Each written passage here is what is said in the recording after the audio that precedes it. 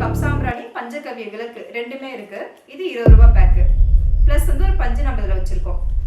அதுக்கப்புறமா பச்சரிசி கோலமாவு கட்டி.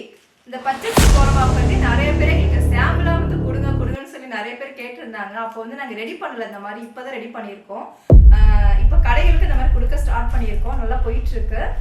இதுல இருக்கிற கோலமாவு கட்டி 10 ரூபாய் பேக்குங்க. இதுல வந்து வீட்டுக்கு வெளியிலையும் வீட்டுக்கு உள்ள பூஜை அறையிலும் ஒரு கோலம் தாராளமா போடலாம். தண்ணியில கரைச்சி அப்படி மா கோலம் மாதிரி போடுற கட்டி தான். ஸோ நிறைய பேருக்கு கண்டிப்பா இது யூஸ்ஃபுல்லா இருக்கும். ஏன்னா எல்லாருமே வந்து கொஞ்சம் யோசனை பண்ணாங்க, 1 கிலோவா வாங்குறதை விட இந்த மாதிரி வந்து சின்ன சின்ன பேக்கை நம்ம ரெடி பண்ணி கொடுக்கும் போது ஈஸியா இருக்கும். கடை வச்சிருக்கிறவங்களுக்கு ரொம்ப ரொம்ப பெனிஃபிட்டா இருக்கும், நமக்கும் ரொம்ப நல்லதா இருக்கும்.